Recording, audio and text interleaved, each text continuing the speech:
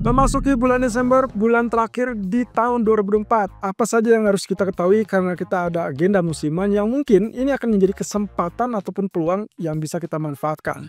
Ya, tidak perlu trading setiap hari, tidak perlu trading setiap bulan. Mungkin kita bisa manfaatkan di akhir tahun ini peluang yang bisa ya dimaksimalkan untuk potensi Desember ataupun bahkan Januari. Kita lihat apa saja perkembangan yang terjadi termasuk dari sisi geopolitik. So, ketidakpastian geopolitik masih menyisakan Rusia Ukraina yang seperti kemarin saya sempat sampaikan bahwa ini masih tetap memiliki konflik yang tidak berkesudahan dan ada peluang, ada potensi juga masih tetap memanas atau bahkan bisa memanas lebih lanjut.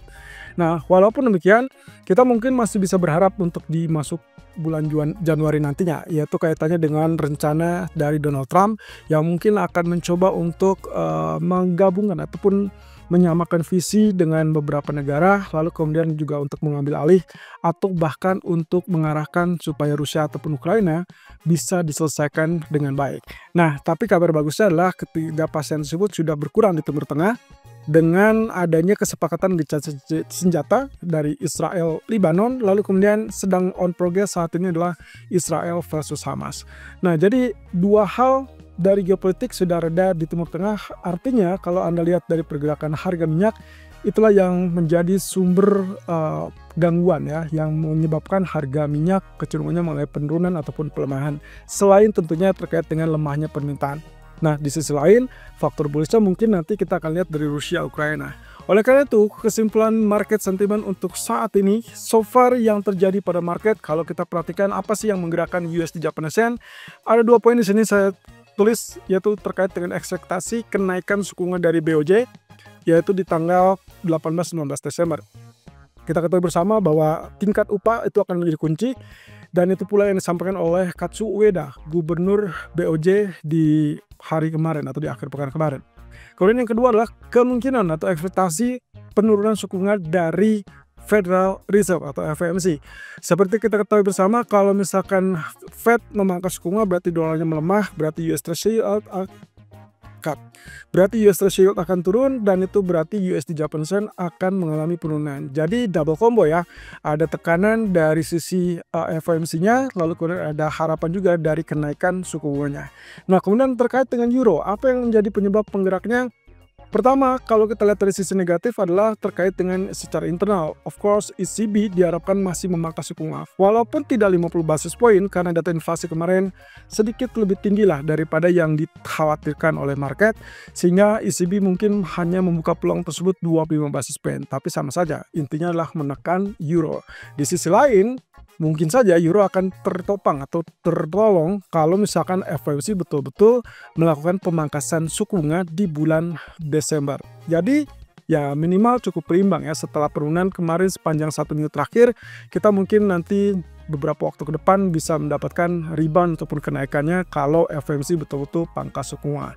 Nah, terkait dengan crude oil, seperti yang tadi sempat saya sampaikan, geopolitik Timur Tengah reda, berarti itu negatif untuk harga minyak, termasuk juga permintaan yang lemah, itu juga negatif untuk minyak.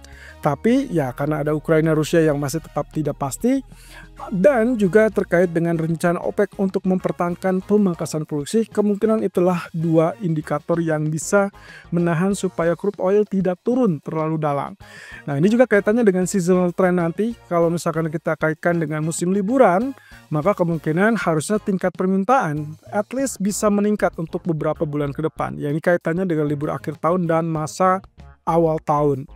Sementara untuk US dollar sendiri, secara agregat kita lihat pelemahan dari minggu lalu, yaitu dikaitkan dengan safe haven yang mulai melemah karena tidak ada ketegangan geopolitik.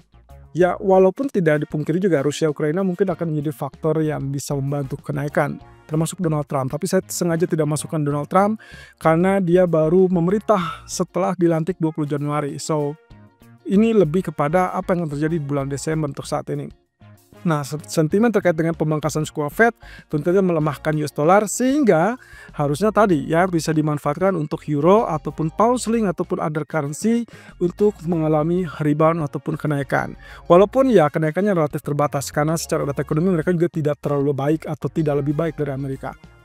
Sementara untuk emas, ada beberapa poin di sini yang saya cantumkan. Yang pertama, of course, dari FOMC terkait dengan penurunan suku bunga. Yang kedua adalah geopolitik Ukraina-Rusia yang masih dianggap ketidakpastian.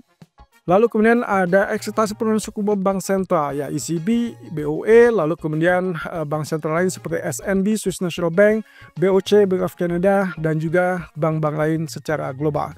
Nah, kemudian pembelian bank sentral yang masih berlanjut, dan tentunya ketidakpastian terkait dengan kebijakan dari pemerintahan Amerika yang baru. Sementara faktor negatifnya cuma satu, teman-teman. Yang saya dapatkan adalah geopolitik yang relatif mereda, dan itu baru di Timur Tengah. Artinya status safe haven oke, kita abaikan kemarin. Jadi saya minta teman-teman minggu ini masuklah kepada data ekonomi dan semua itu yang akan menunjukkan apakah Fed masih layak untuk lanjutkan penurunan suku bunga di tahun depan apa tidak. Ini terlepas dari apa yang ditakutkan oleh pasar, yaitu begitu Trump memerintah kebijakan pemangkasan pajak, kemudian juga kebijakan lainnya yang bisa dibilang mungkin akan mengakibatkan inflasi mengalami kenaikan. Tapi ya seperti apa yang dikatakan oleh Powell, mereka masih harus melihat lebih dulu dampak dari kebijakan-kebijakan tersebut, termasuk kebijakan tarif. Sementara itu, keributan mungkin tidak akan hanya Amerika versus China atau Amerika versus Kanada atau Amerika dengan Meksiko. Ya, setelah minggu lalu kita sempat mendapatkan kabar terkait dengan Amerika mengenakan tarif terhadap 3 negara tersebut. Sekarang ternyata sasarannya adalah BRICS atau Bridge yang dihuni ataupun anggotanya ada beberapa negara yang termasuk ya mungkin bisa dibilang cukup berpengaruh ya. Ada Rusia di sana, ada Brazil, kemudian ada India, China, dan juga South Africa atau Afrika Selatan. Jadi menurut Trump, mereka terdeteksi bahwa kerjasamanya itu kecenderungannya untuk mengesahkan transaksi antar negara ataupun bilateral tanpa menggunakan US dollar. Dan tentunya kabar terakhir yang saya juga sempat dengar adalah mereka berencana untuk merilis mata uang sendiri atau alias mata uang yang bisa dibilang kategorinya khusus untuk internal bridge sendiri. Nah, menurut Trump itu suatu pelanggaran ya, walaupun sebetulnya itu juga hak bagi semua negara ataupun bagi semua organisasi. Nah, akhirnya Trump memutuskan untuk memberikan ancaman, yaitu kaitannya kalau misalkan dolar tidak digunakan dalam transaksi atau bahkan mereka menciptakan mata uang baru, maka Trump mengancam akan memberlakukan kenaikan tarif impor dari negara-negara yang ada di anggota bridge tersebut. Walaupun beberapa pengawat menilai ada keraguan apakah Trump berani untuk memberlakukan tersebut kepada Brazil apa tidak, mengingat Brazil termasuk salah satu negara yang getol banget untuk membeli barang-barang dari Amerika. Nah, ini akan dilematis, tapi yang akan sensitif adalah China. Berarti kita akan dapatkan ini kenaikan tarif yang bisa dibilang 2 kali ya. Secara personal, secara ya kita sudah tahu Trump agak sensitif dengan China. Apalagi kalau misalkan Trump melihat dengan kasus bahwa China juga menjadi anggota dari bridge, maka ya bisa jadi kenaikan tarif tersebut diberlakukan 2 kali untuk China. Nah, ini yang akan menjadi sisi menarik karena artinya ancaman perang dagang bukan hanya antara Amerika versus China, mungkin juga meluas terhadap negara-negara bridge tersebut. Ya, kita tinggal tunggu tanggal mainnya. Nah, sementara itu terkait dengan Black Friday, saya belum mendapatkan informasi terfaktual ataupun yang terbaru terkait dengan berapa ataupun apakah sampai melebihi ekspektasi dari para penjual apa tidak. Yang jelas ini akan menjadi tanda-tanda awal apakah Santa Claus Rally akan segera tiba apa tidak. Yang kuncinya adalah Black Friday harus melebihi ekspektasi ataupun ya tingkat belanja retailnya yang relatif lebih tinggi daripada sebelumnya. Nah, ini adalah seasonal trend, teman-teman. Diagram menunjukkan ada beberapa kategori. Di situ ada Euro USD. Ternyata kalau lihat dari 5 tahun terakhir yang ditunjukkan oleh grafik orange, menunjukkan bahwa ada kecenderungan mengalami kenaikan ya, sekitar 1,21%. Lalu kemudian kalau kita perhatikan untuk 10 tahun terakhir ya memang agak relatif lebih kecil 0,5 tapi relatif positif. Jadi di antara semua mata uang sebetulnya euro dan juga New Zealand dollar ya yang dikategorikan positif.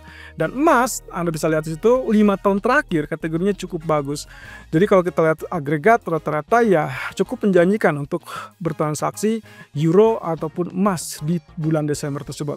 Nah, di sisi lain, Yang terkait dengan penurunan, maka USD Japanese Yen dan juga USD Swiss adalah negatif dan kemungkinan itu akan didukung kalau misalkan keduanya melakukan kenaikan suku bunga ya untuk Jepang BOJ, sementara untuk USD Swiss pun kecenderungannya juga akan relatif sama. Nah, jadi ini adalah kesempatan yang harusnya bisa dimanfaatkan dengan sangat baik, terutama khususnya di bulan Desember. Nah, kaitannya dengan emas, apakah betul dia akan mengalami kenaikan di bulan Desember dan juga awal Januari? Ini bisa dilihat dari average monthly returns. Kalau Anda perhatikan di bulan Desember dia 1,0%, kemudian di bulan Januarinya 1,6%. Walaupun secara angka kita mungkin akan lihat perubahan yang berbeda, teman-teman. Intinya adalah di bulan Desember begitu dia mulai kenaikan ataupun rally itu akan berlanjut di bulan Januari, sehingga harusnya ini pula yang menjadikan dasar kenapa kita selalu mengutamakan rally akhir tahun untuk emas ataupun bahkan indeks saham. Nah, di sisi lain, November kemarin kita sudah lihat penurunan dan dirasakan itulah penurunan yang lebih besar atau yang paling besar untuk tahun ini selain di bulan September. Jadi, kalau dibandingkan 2 bulan sebelumnya, maka September mungkin turun tapi di Novembernya dia jauh lebih besar. Nah, kalau lihat dari grafik ini ataupun diagram ini, maka seharusnya waktu November terjadi penurunan drastis, itulah kesempatan untuk beli, lalu kemudian bertahan untuk strategi akhir tahun ataupun bahkan ke awal tahun. Lalu kemudian kapan kita lepas? Kalau dari diagram Februari mulai turun lagi ke 1,0% dan di bulan Maret negatif, maka seharusnya Anda sudah exit maksimal di awal bulan Februari. Jadi kalau strategi akhir tahun, maka seharusnya kita sudah persiapkan dan mungkin non-farm payroll itu akan menjadi kunci utama. Sehingga kalau kita perhatikan dari economic calendar, hari ini ada data manufacturer PMI dari semua kawasan, Inggris, Eropa, dan juga Amerika. Seperti biasa, manufaktur hampir di semua kawasan ini menunjukkan perlambatan, artinya negatif kalau kita kaitkan dengan angka yang ada di bawah 50. Kontraksi, negatif untuk ekonomi, termasuk juga untuk nanti malam berarti negatif untuk US dollar.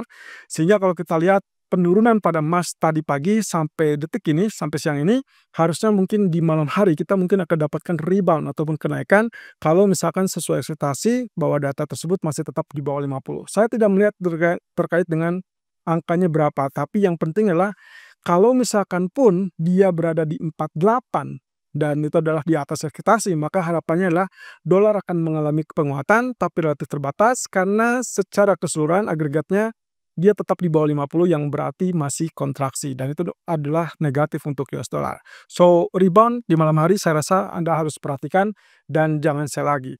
Nah, fokus minggu ini akan ada banyak agenda termasuk OPEC meeting yang diundur ke 5 Desember. Kemudian ada manufaktur tadi kita sudah bahas, lalu kemudian average cash earning. Kenapa ini penting?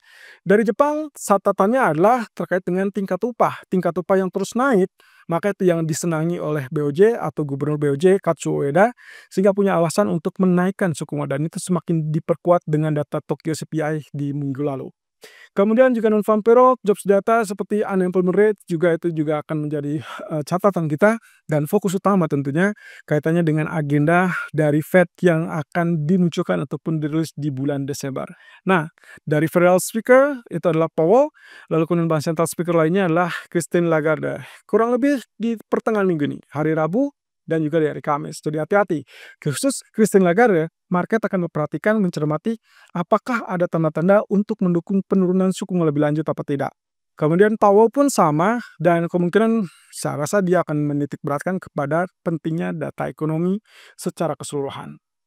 Well, secara outlook mungkin kita nanti akan bahas lebih lanjut apakah ada peluang untuk emas rebound di level-level tertentu atau bagaimana dengan nasib USD Japanese Yen yang sudah mulai turun di bawah 150 tapi juga bertahan di level 150. Nah, dan juga terakhir terkait dengan Hang Seng. Dampak berikutnya apakah ada kesempatan untuk memanfaatkan rally akhir tahun atau tidak?